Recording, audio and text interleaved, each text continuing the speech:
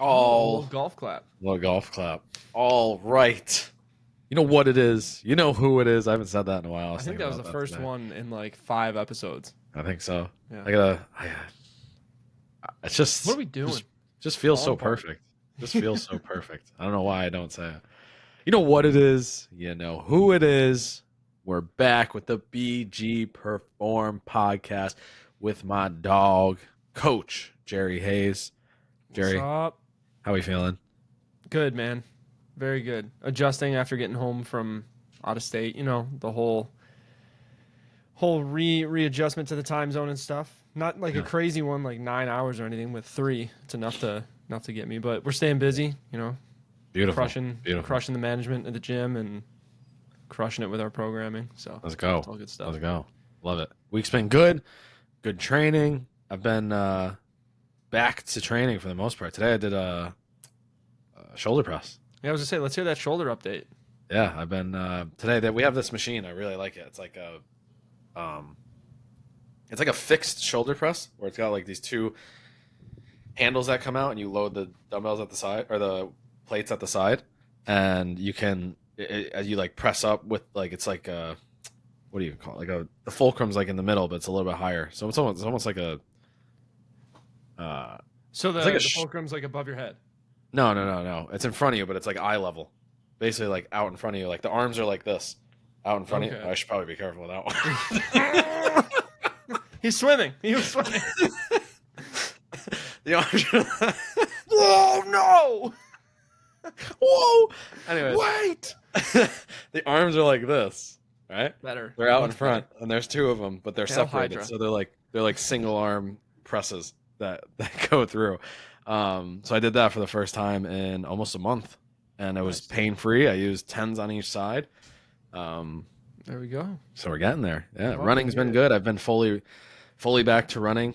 Ran 22 miles last week. Going to be running 23 miles this week, and then slowly progressing so I can do this half marathon um, in November. But I was withering away. I went from what did I go from? There was a very I'll be right back. steep decline in my weight from when was it? Let's see. So from the day I hurt my shoulder, which I think was September around September 2nd or something like that, which I think was a Monday. Is I think I was like 207 and then within like a week's time I was at 203 of just like I just dropped S- weight. Sweating away all that water weight. I think so. So yeah, I don't know. I wasn't real well, I didn't really train that much and my body weight was just dropping. So right now I've been waking up around 204, which is great. My Nice. goal is to get to 195, and I think if I get to 195, I'm going to be shredded, Just and I'll be a better jacked. runner. So it's gonna be great. That's I'm looking I at need to. You're talking about like how you lost weight going through and stuff, and like you've had changes. I noticed that my bloating has gotten worse again. So I don't know has what it I did with food wise. I don't know if it was like sleep with travel, but maybe ever since I got back from New York, I look pregnant. I look like Santa Claus. It's he's not great. expecting I look like not Santa Claus, but Tim Allen as in the Santa Claus. Santa Claus Yeah. as he's transitioning, and he's like just shaking his belly, like it's very rotund. So I need to figure Uh, that out. I've been trying like probiotics, different supplements and stuff. So I'm gonna have to reach out to some professionals and see what I can figure out with that. all So right, we'll yeah. see what happens, but I'm gonna try to get Hopefully an update under. in the next couple episodes. Yeah, hopefully we'll see. I'm Yeah. gonna try to get under an hour 40 in this next half marathon, which is about 9 minutes better. So that's gonna be Okay. about uh we'll see. I think I can do it. Honestly, I think I can. Yeah. I think I can be in the 130s, to be completely honest with you. Um, I'd like to see a 133.5. oof, we'll see. We'll see. I've been crushing it. Me and Nick have been crushing it. But yeah. So today we are going to be talking about well the episode name is going to be programming autopsy when our plan failed. So essentially what we're going to do and I'm actually going to be doing a YouTube video on this in the next week or two, probably next week once things settle down. But of actually taking you through a full like actual program on the screen, and I'm going to show you like where I went wrong through everything. But what we're going to talk about today is just that concept of coaching and when the program does go wrong, or when it just doesn't work out, you know. And I think the most important thing that we're going to talk about here is reviewing programming, how to understand like when you have to make decisions, and just kind of go from there. So we're going to start obviously with the first segment. We still haven't figured out the soundboard. I got to figure that. I got to figure that Soundboard. out. Yeah. You got a soundboard over there? No, I'm saying I want to get a soundboard so we can do like each segment. I can hit the button and it's like the main drill, or the drill. Do do do. Dude, okay. We're gonna look into it and we're gonna make the noises ourselves. Yeah. It's gonna be like we'll press a button and it's gonna be our voices. It's gonna be perfect. Yeah. That'd be We'll awesome. look into that. Speaking of which, I might need you to do a voiceover for me for a video, but we'll talk about that later. Okay. All right. Got a good idea. Anyway, so All right. today we're going to be talking about programming autopsy. Now, my story from this week, I started working with a client, and well, she was an old client that she had moved and she was back in the area for a little bit of time, and I started seeing her this week. She came into the gym. And she reached out to me. She was like, "Hey, I want to get a couple workouts in. I just kind of want to get your thoughts on a couple things. Have you look at my movements and whatnot, and then just kind of go from there." I was like, "All right, cool, let's do it." So I kind of wrote out, because I'd worked with her in the past, so I kind of know what she was capable of. And she came in, and I had this whole workout planned, and we kind of went through a couple of things, and I was like, "Wait a second, like this isn't what I remember. Like this isn't what I remember, right?" So I kind of scrapped everything I wrote, and I was just kind of going through answering questions. Like it kind of turned into like a Q&A almost, where it was like, "Hey, this movement bothers me. How can I fix it?" Right? Or "This movement bothers me. How can I fix it?" And we ended up kind of doing that both days, and we're going to do that a little bit tomorrow as well, where she kind of brought to me some movements. She was like, "Hey, I just really want to get better at these for when I do go back. And I'd like to kind of have your opinion on it." So basically, you know, what I had as a program, right? Like obviously didn't work out. And this is a little different example, but just like a real life example from the week. It was an idea where I had this whole thing written out. Hey, here's what we're going to do. Here's what I remember. Here's what I kind of think she used to be able to do. And when she came in, it was just, "Hey, we have to answer some questions. We have to work on some movement patterns. We have to make sure that she's getting what she needs out of the session." And we did that, right? And I think that it's a really important thing, because I think as coaches, we have to understand, I don't know the exact percentage, right? It's probably, I would say 90 something percent of the time, like our programs aren't going to be perfect, right? They're not going to be executed perfectly. They're not going to be exactly how we wrote it, right? So it's really important that we understand that, from the fact that when we are going through it, we have those adjustments, we have those ideas, and we have the capability to like, adapt when necessary, right? Or auto-regulate would be another word. Is just, "Hey, this isn't going right. I want to improve this. Let's change it," right? And you do that in the minute, in the moment, and you kind of go from there. So that was my story. I have plenty of stories and plenty of real programs to show and talk about, and we're going to kind of get into some of them today. But Jerry? Yeah, I mean, I talked about one of them briefly, like last episode, but when my client accidentally gained too much muscle in a month, it really got to her. So that was one of the big things, is like having a conversation with them. They were leaning out. They lost actually a good amount of, I think it was 2 months, and they lost a really good amount of body fat percentage. Like they dropped it down pretty low from where they were at. And like when you do that, you start to see a little more definition to them. For them, they thought body fat loss was going to equal decrease in size altogether, which it did, but they also were more built. So they did that classic mistake where they were like, "This is what I want to look like." And they show me a picture of some James. random person on the internet. Of who? LeBron James. Yeah, LeBron James. Be like, "You are 150-pound woman. You're not going to look like LeBron James." No. So she said, "This is what I want to look like." Show me an image. And it was a very petite woman, like hips as narrow as shoulders and shoulders as narrow as hips, like basically a pencil form. And my client naturally has a different build, but also has had a kid. So hips are a little bit wider, all that stuff, you know. So seeing that, I was like, okay, just to set the stage, we have to understand body types, right? Like I'm never gonna. I think I said something like LeBron James. It's like I'm not gonna grow into LeBron James's shape because he's 6'8", whatever the hell he is. I was like, just like we can't like shave you down on your bones to make you shaped like this person. She was like, yeah, of course. So for her, when she did start to actually lose body fat percentage, she saw that she had much more muscle on her body than this person. Assumed that she gained it within the 2 months, which there was almost no gain according to the DEXA scan, but it was a lot of strength grown or a lot of strength increases, and from You there, guys I have a think she DEXA? thought it What is was a DEXA muscle. scan?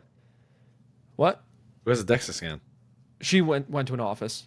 Oh, okay. I was Yeah, gonna say. she went to an office with a DEXA scan, so she got it done because she wanted to get it. She was like, "I've done in bodies before, but I want like the best of the best." And I was like, "All right, yeah, cool, go for it." Yeah. So she did a DEXA scan. It came back. I think she was like a pound of muscle up, which isn't realistically isn't a ton in 2 months, but Mhm. she was like 5% lower body fat, which was really good. I was very happy with that. So the plan failed in the sense that it was just expectations. So that's kind of what we were talking about before. Like make sure expectations are very clear. But in a more realistic thing, like very similar thing, somebody came in, this hurts. Okay, let's switch that exercise. That hurts. Be like, okay, let's skip this for now. We're gonna replace it with this type of movement. That hurts. And for them, literally doing anything hurt. So I had to try and find a way to trick them into training without it hurting, without them thinking that they're putting a ton of effort in, and then slowly build over time. So just trying to adapt when you can.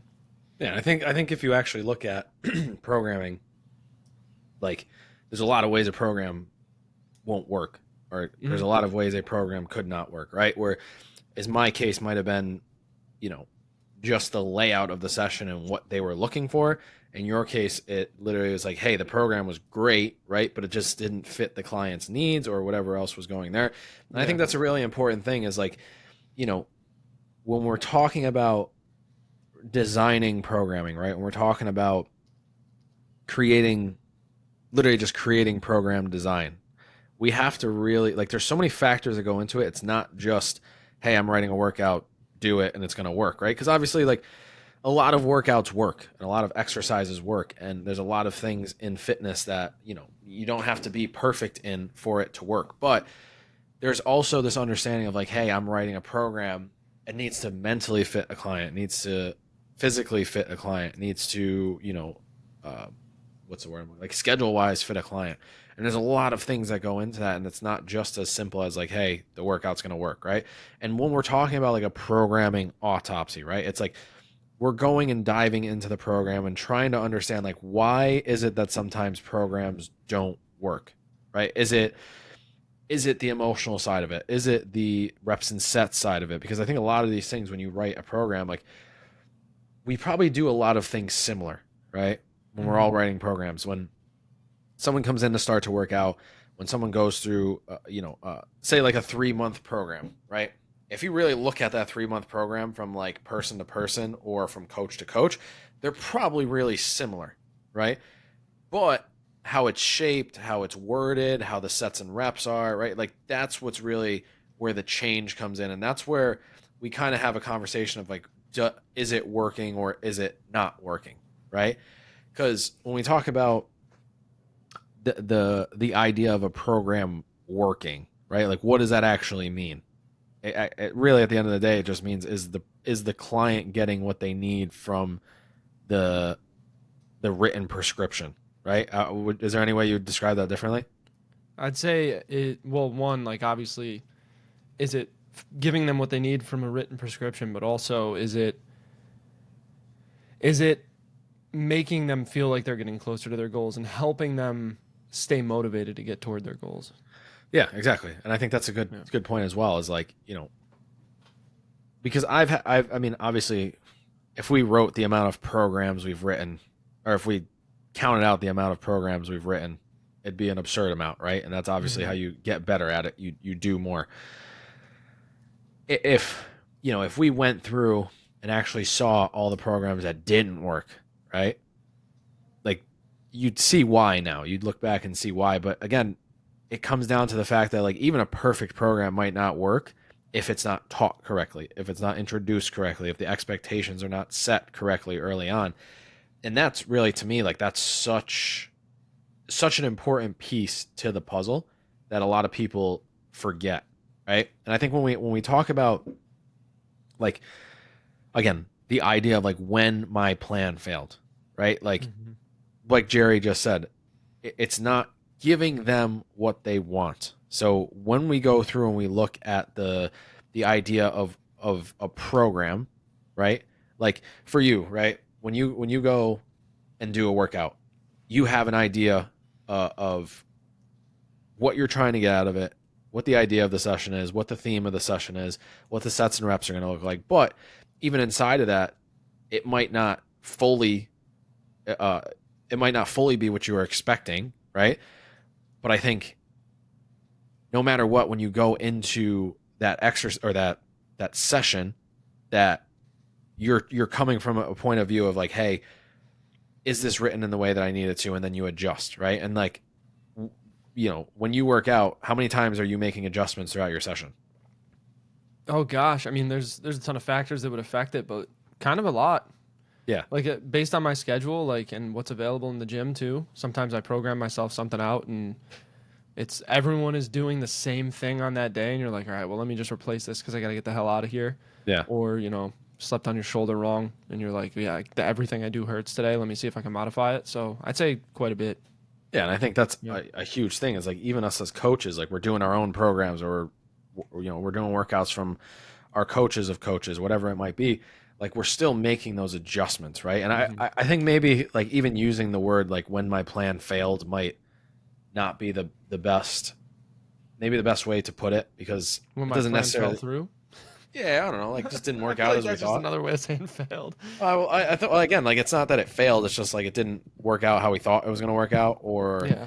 we, I don't know, we could have written it better. But Yeah. when my plan failed sounds a lot better for a clickbait title. It does. So let's keep it. But yeah, so when we're looking at programming as a whole, obviously we're sitting down and we're writing out a plan that we think is going to be best for somebody, right?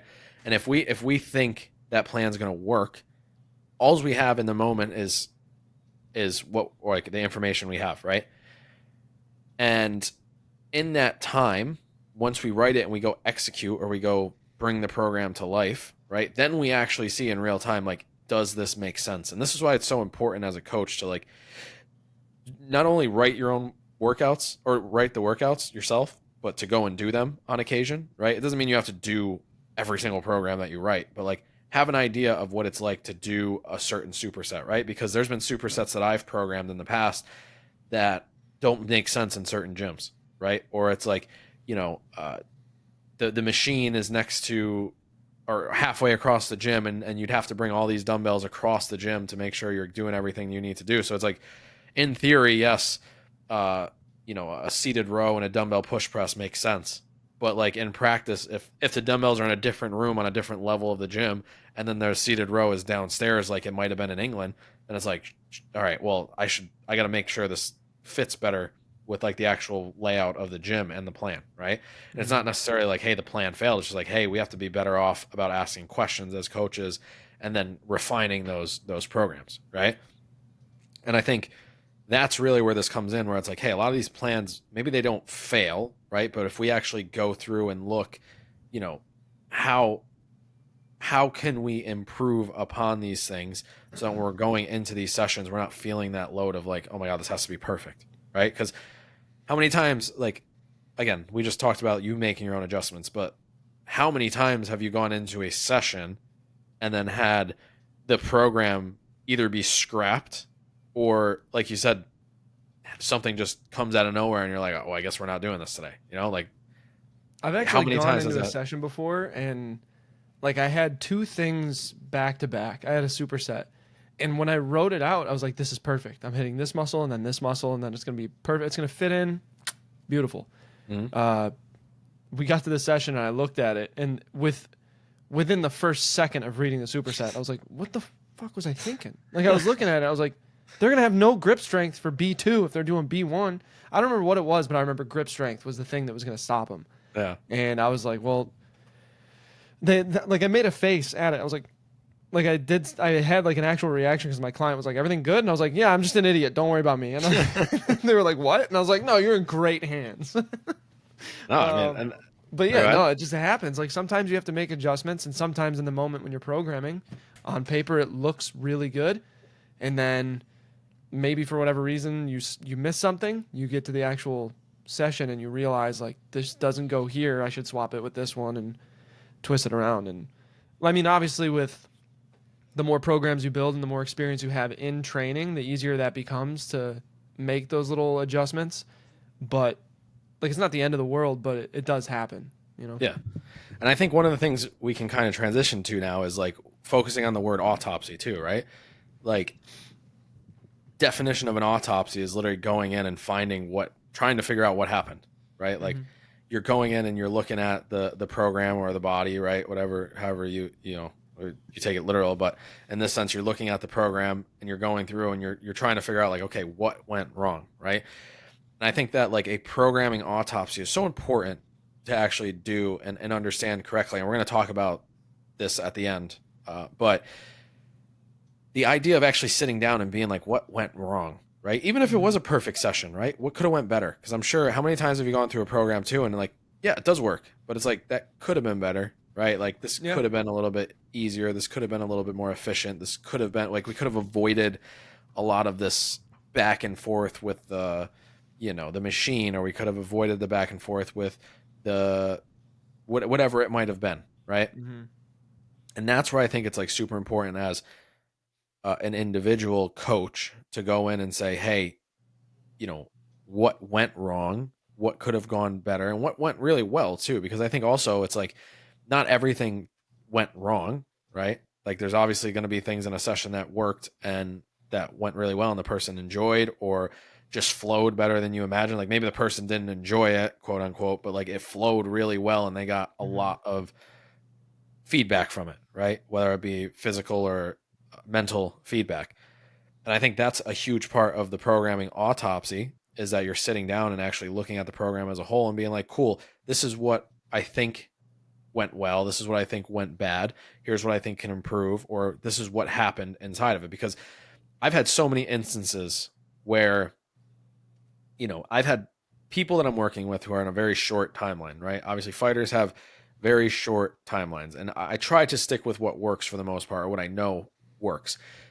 But in the beginning phases, when you're trying to figure out what works and what feels good and what doesn't, you try things out. And sometimes you try things out and you're like, oh man, that's not gonna work. And you have to have that ability to just change it in the moment. And you have to have that ability to say, hey, here's what I'm trying to get. Like that's just not working. How do I change this? How do I adjust it? Right. Like we talked about this with the general population and when you're working with someone who's like brand new, right? Are you going to spend 30 minutes of an hour session teaching someone how to do a Romanian deadlift? Specifically just that, right? It's like that's probably not efficient. It doesn't mean you don't work on it, but maybe you work on it in a different capacity or at a different time.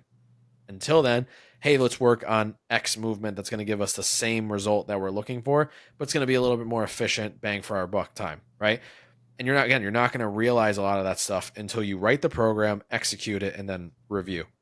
And I think Mm-hmm. that's the biggest thing. And like, I think for me, one of the things that I really have improved upon over the last year or so is going back and being like, okay, what did I do? And like this, and like one of the other things I've been doing too, Coach RX, and when I was using True Coach before, they have this really cool feature that you can like export the workouts. So Mm-hmm. one of the things I did was I exported all my like higher level athletes programs onto just like a regular sheet, and I have like a whole thing of like Amanda's program, Ian's program, Jocko's program, Estella, Jacqueline, everybody I've worked with. I have all their programs on paper inside of my computer, and that's something where it's like I can go back and look and be like, oh, why did this work, or why did I really like this, or why did we have success here? Because I think it's not just like right in the moment of the programs you wrote. I think it's going back and really looking at things you've done in the past. Because you know I would say for myself, like one of the things that I've been trying to get back to is like I was in a really good coaching groove in Florida for the athletics, but I had a lot of athletes, right? And I had a lot of different bodies and I had a lot of different things. And it doesn't mean that I don't have it. It's just, hey, I wasn't like immediately in front of me. I didn't have that variety of people, right? So it's like really important that when it was going very well and I had that variety, I have all those programs to go look back and be like, this worked. I forgot about this. Or, this didn't work. So I'll probably leave this out. And it's almost like this huge filter you have of the history of what came out of your head and went into a program that you can come back to and look and say, okay, well, like I've seen this before, right? And think about it like when when a coroner does an autopsy, they're going through and they're like, I've seen this before on something else. What was it, right? Or they're going through and be like, this is strange. Like I wonder where this came from. Then you run tests and you kind of you adjust things and you go from there. And we kind of have to treat our program as the same thing, right? And I if you want to add anything to this, go for it. But like I think we have to treat our program as the same thing where it's like, hey, this is something that happened. I have to go through and I have to really look at this and see all the little pieces of what came out. Because again, just because you win, right? Because I've had a lot of programs that I've written that the person won and I was like, I feel like that could have been better. I feel like I could have been a little bit more efficient here. I feel like I could have been a little bit, more effective on some of the things that I wrote. And even in those wins, you're still finding ways to improve the program, right? Anything to add to that? Yeah, I think with all the programs that I've done, they all have a very similar skeleton, obviously, depending on the split or the methods used. Not even the methods, because the methods can be the same or the methods can change within the same split. But between different splits, I'll have skeletons and I'll have my big rocks that I make sure I hit. I'll have the things that are most important, especially for their goals. So those things might change depending on the person. But as I'm going through and I'm building these programs, I'm not just saying like, what exercise would go here? Obviously, there's progression that goes into it. But with the skeleton, it'll allow you to get a better understanding of that program autopsy. So when all programming autopsy is evidence-based practice. Yeah. From your own experience. So you're going through every program, the ones that went right, the ones that went wrong, the ones that could have been better, the ones that went better than you expected. You find the things that are the same within them, you find the things that are different, and you try to find the commonalities between the things that really worked so you can continue to use those. And you don't throw away the ones that didn't work. You don't look at a program and be like, this went wrong. You find out why it went wrong. And if you figure out like, if I just tweak this, then it can go right. So all it is just using your own experience as evidence-based practice so you can become a better coach, which is why we've talked about in the past, looking at like our first programs we ever built. We're like, we make that face that, oh God, what was I doing? Oh God. Oh God. Yeah. So the programming autopsy is your evidence-based practice for your programs from beginning to end of your career or beginning to present in your career. And you're trying to find all the little things that you could tweak in order to make them all the not perfect, but quote unquote perfect program. Yeah. It's going to be your Mona Lisa. Exactly. Yeah. You ever thought about that? Like one day you're going to write your best program ever. And that's it. It's all downhill from there. That's why I just keep making shit programs on purpose. Sign up for my... No, I'm kidding. I'll never peak if I don't let myself get there. That's hilarious. No, I have thought about that. I'm like, I wonder what it's gonna be. What's it gonna be called? Because I'm still learning. Yeah. And like every program I make is gonna be better. So, yeah, we'll see. Maybe mine was in the past. Maybe I reached my peak already. What's happening is I'm gonna walk up and be like, oh no, it's like on Mount Everest when you go up and some people are already dead. They're just dead. I'm gonna see you. I'm gonna be like, oh shoot. Do I keep going? No, but I think Jerry makes some good points. I think like when you talk about like it's literally these little pieces to the puzzle, right? It's these little things that we're trying to figure out, these mistakes, the goods, the wins, the losses, that sort of thing. Because a program is ever evolving. And I think it really, like we kind of stated in the beginning, it's really dependent on who's in front of you, right? I think it's really dependent on the individual that's in front of you, the person who's there to say, hey, did this program work or not? Because a lot of it really depends on that, Like a lot of it really depends on, a lot of that really depends on who it is completing the program. And then when we're going back and realizing like, hey, this, like I'm going to do a programming autopsy, right? This program was great. It was more the individual in front of me didn't fit into it, right? And you try it again. And then if you try it for two people and it doesn't work, it's like, okay, maybe it is the program. But if you're going and it's like one person doesn't work and 10 others do, then like you just have to make those adjustments. And that's where kind of going back and being that coroner or being that person who's going back and looking at the programming is essential, right? And you have to kind of go and play and see what are the results, right? Um, I think for me, like one of my hot takes for we can kind of transition into this segment because unless there's anything else you want to add No, let's to it, jump into the hot no? takes. Yeah. Yeah, I think you know, and I don't know if this is necessarily like a hot take, but I think that a lot of people early on get so caught up on writing the perfect program and they're like it needs to be the perfect sets and reps and tempos and all this stuff and they get so fixated on it being the perfect program and then you're 10 years into the game and you're kind of like it doesn't really matter anyways, like I'm just going to write what I think makes sense and then we're going to make the adjustments based on how things progress, right? And I think when you're taught in school or when you're taught early on is like progressions matter, progressions need to be thought out, they need to be these executed perfectly type things at the perfect time and periodization and this and that. So I think to kind of summarize this, it's like you don't need to execute a program perfectly to find results, right? And it doesn't need to be this 100% 12-month thought out process. What needs to be thought out is like, hey, where's this person starting? And then where do I want them to go, right? And if you keep that as the overarching skeleton or the umbrella to the whole program, you're going to continuously, and let me rephrase, if you keep that as the overarching umbrella and like the skeleton and you continuously review it, you're going to keep them on the right track, right? And that's something that, you know, 3 or 4 years ago I was struggling with because I always struggle with like very long uh long picture things, right? So it's like what does it look like in a year? What does it look like in 6 months? Like for me, I'm very much like what does it look like right now? What can I do so that in 6 months when I get there, it's what I want it to be, right? And I was either not fully reviewing or reflecting, or I wasn't properly doing these autopsies on my programming, and I wasn't finding the little loopholes, or I wasn't finding the things that worked really well and being able to carry those over into new programs. And when I started doing it, it was like such like efficient. Like when I started doing it efficiently and doing it where, because obviously I review programs like you have to, but like when I did it critically, when I sat down critically thinking about my programs and being like, hey, what could I have done better here? Why do I think this went really well?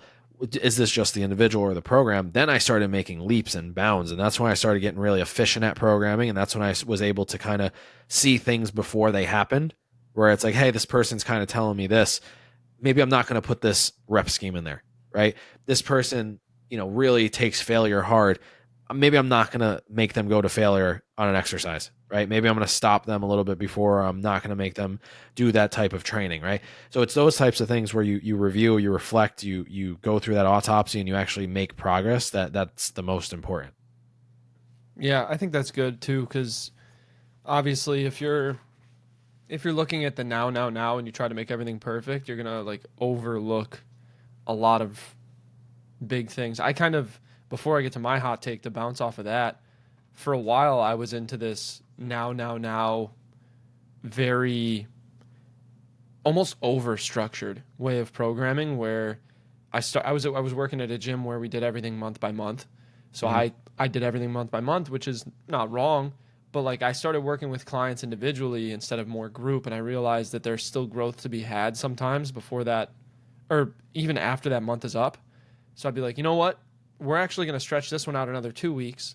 Let's get this going, do this. So that was a big transition for me going from more group style into individual, is realizing that obviously individuals are different, Yeah. but allowing myself to make those changes and look further into the program and down the line based on one person really makes a difference in the program, which is, I guess, again, goes to say why individualized programming is so important versus general. You can get a lot out of general, but if it's individualized to you, you can make like leaps and bounds further that way. So that's a really good point. But Cool. hot take for me. I wrote it down. All right, ready? Yes. Are you? No, I'm kidding. Just because a program was built by experience and worked for your favorite online personality doesn't mean it will work for you. And just because one exercise may be scientifically more optimal doesn't mean that you specifically should be doing it because everyone is different. So it kind of goes into what you were Explain. saying and what I was saying. So basically, you could see, let's look at like Tom Platz, quads of the quad god, right? Mhm. So like, if you're following his program and you're like, well, if it worked for him, it'll work for me. Not necessarily, because some people with really good legs don't even squat, like they or at least bilaterally they don't back squat.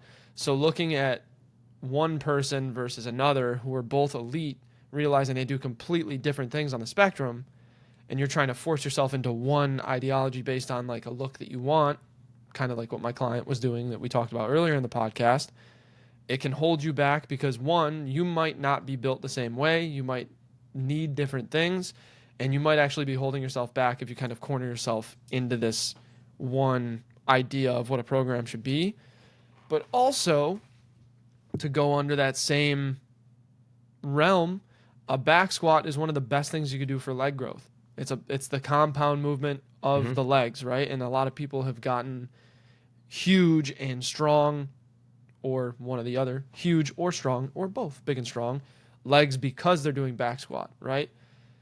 But if back squat doesn't feel good for you and you're trying to force yourself into this movement pattern that doesn't work for you, you might actually start to see diminishing returns where you're putting in all this effort but getting very little out of it.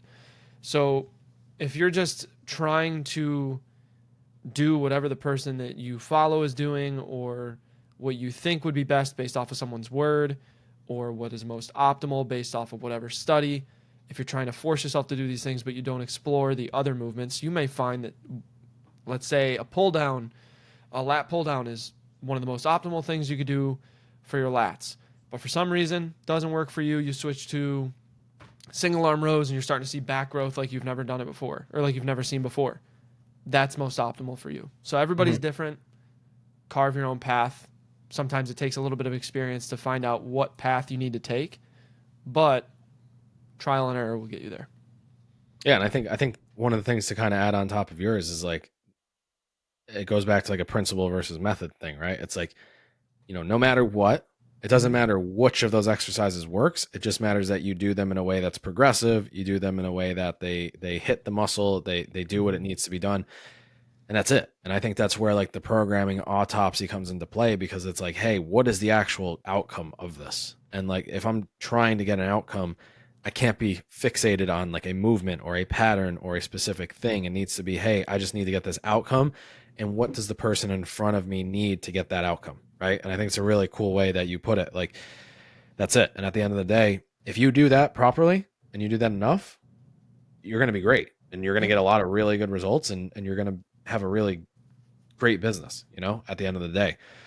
And I think really for me, transitioning into the drill, I think the biggest thing that I could talk about inside of doing this is like, how do you actually run a programming autopsy, right? Like what does it look like? For me, like I kind of mentioned to you guys on a couple episodes ago, like I have this thing on Fridays that I do called the CEO hour, right? And inside of that CEO hour, or even before I do that, I have this time blocked off for programming review and then program design, right? I usually program design throughout the whole week. So I'll do a bulk of my clients on Monday. So most of my individual clients I'll do on Monday. On Tuesday, I'll do people who are in the Transcend program. On Wednesday, I'll do people who are in my fight camp or in or off camp fight programs. And then on Thursday and Friday, I'll pick up the pieces on anything I didn't get to or I didn't finish. And then on Friday, I'll literally sit down and I'm going to go through each of like my individualized clients. So I have about, what would I say? 2, 3, 4, 5, 6, 7, 8, 9, 10, 11, 12. About 15 individualized clients that I'm writing like individualized programs for in a week right now. And I take the time, I go through and I look, what did the exercise say? what was the outcome of that session? If it was what I got or I wanted, great. Why? Like, was it the sets? Was it the reps? Right? If it wasn't, why? Was it the setup? Was it equipment? Like, what is the reason? And you look through that and you really start to efficiently create a program that someone can enjoy, get results from, and really like make progress on, right? And I think if you do this efficiently and you just take some time at the end of the week and literally just not even 10 minutes, just go through, see what the individual did weight wise, see how they felt, what movements they struggled with, what movements they did really well with. And you just kind of start to put the pieces together and take notes. Like, what's great about Coach RX is that they have like a note section right inside of each client. So I can literally go through and write, okay, like this didn't work, or this worked very well, or they struggled with this.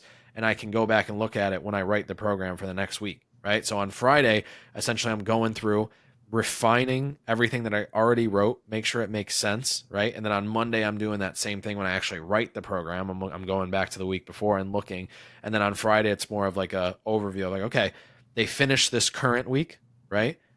Are there any adjustments I need to make to the program that I wrote on Monday, right? For this following week, go through, make the adjustments, change what I need, and that makes a night and day difference inside the program, right? Like, there's nothing worse than having something that didn't work and then you're opening your program on the next week and be like, oh, they didn't change it, or like, why am I still doing this if it doesn't work? And that's a big thing for people. They just want to know like, hey, I'm with you to make progress and have success, and I want to continue to see this, but I need, like, when I have something it's not working, I need it to be changed, right? And I need it to work for me. And as coaches, we have to stay on top of that, and that's part of our job. And that's where I think a lot of stuff online gets misused, because people use this this type of training for, oh, I can do it from wherever I want. In reality, it's like, you're not there, you're not seeing it. You have to rely on somebody else. You have to rely on their feedback, their videos, all of that, for you to design the program that best fits for them. And that's where I think things get messed up. And I think realistically, I think that's where we can start to improve a lot as coaches, just literally taking this time. So I think for like the drill, and Jerry, obviously, if there's something else you want to add on top of that, let me know. But I think taking the time to just go through each program that you're writing throughout the week and give it another 5 to 10 minutes to review, right? And if you could do this a different way, and you could literally wait till the end of the week and then write all the programs out. I prefer to do it on Mondays, where I'm actually writing the programs for my clients, because that's when I feel fresh in my mind. Sunday, I'm usually taking as like a recovery day, and my Monday is a little bit of a lighter training day. So I'm like, all right, I'm fresh. I know it's there. I take that 2 hour block, 2.5 hour block, however long it takes, and I just get everybody's individualized program done. And then I'm able to reflect and review based on what they do at the end of the week. Whereas, like, I find if you hold it off to the end of the week, then you have like 15 to 20 programs you have to write, and it's like, you have to review all the things as well. I find this way works really well for me, because it gives me a little bit of time. Like, I'm just focusing on the writing, and then I'm just focusing on the reflecting after the week is done. Right? Anything to add to that? I would say to once I know that for me, most of my clients are actually on the same schedule. Like, most of them, the beginning of their month is the beginning of the month, and then it goes from Yeah. there. Like, a few of them are staggered, where they're on like week 2 when people are starting their next month. But at the end of a bulk of your client's month, take the programs, think about which clients first are seeing the most success, take the programs, and see if you can find commonalities between those clients. Then take the ones that are having a little less success or struggling with something, whether it's the injury, progression, whatever, find the commonalities there and compare the two. So put I those like into that. two like subgroups. This way you can actually see, well, all these people are doing really well. I noticed that they're all doing this. These people aren't doing so well. I noticed that they're all doing this. Or you might notice that those people, it's as simple as, these two clients aren't sleeping more than 5 hours a night because they do this, that, whatever for their job and have 3 kids and whatever. You can find what those points are, those common points, and actually make changes based on that. So just Yeah. comparing those two groups. That's I like my that. I like biggest that. point to do. Well, yeah, I think that's really good idea. Like, I don't know that I've ever thought about it in that way, but I think that makes a lot of sense. That makes me like, I'm going to do that. Like go through like who are the most successful clients I have, or who are the people who are really enjoying the program, seeing the best results, and like what does that look like for someone who might be struggling a little bit or isn't fully embracing what's going on in the program, you know? That was something that I did when I was working ungodly amount of hours at Vasa. We already disclosed what gym it was. When I was working at Vasa and I was Yeah. a slave to the machine, I was working with, I forgot how many clients I had, but I was upwards of like 305 sessions a month, including like group sessions. So that That's was fucked something up. that, yeah, it was absurd. It was ridiculous. So that was something where I would have a group of clients that were doing really well and a group of clients that weren't, and I would look, and sometimes it was as simple as like, oh, well, this person's doing, all these people are doing 3 or more days, these people are doing 1 or 2. So it's Yeah. like, it could be that, or it could be like the program itself. So it's fun. Cool. All right. Yeah, I like dive it. deep into it. All right. Yeah. I think I don't know that I have anything left to add to that. I think it was,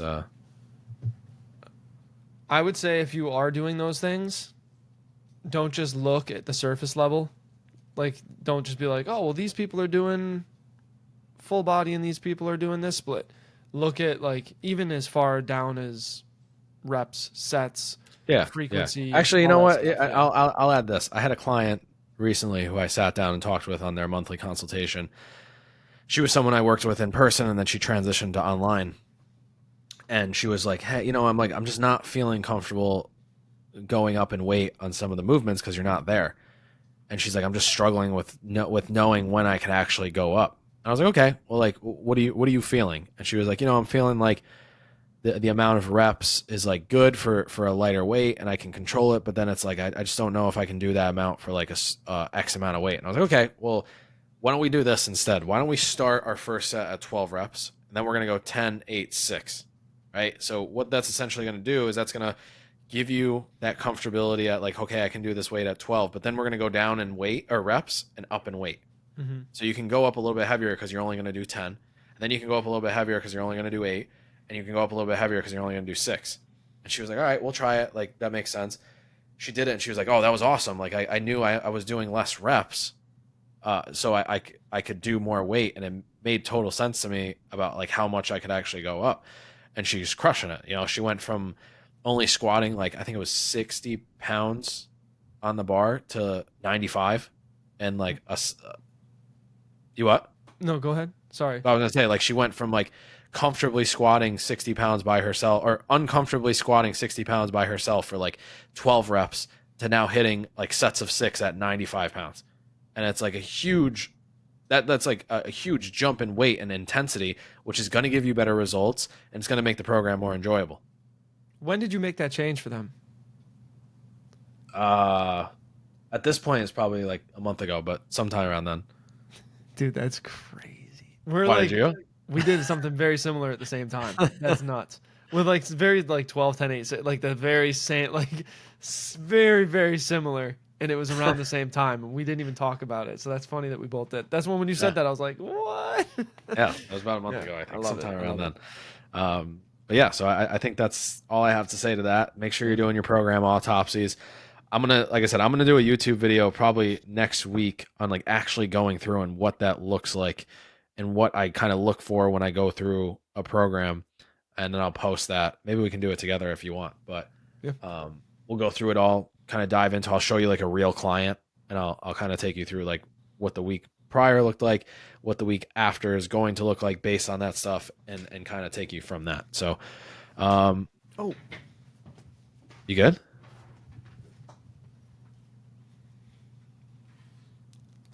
I accidentally unplugged my mic Oh on my damn! headset.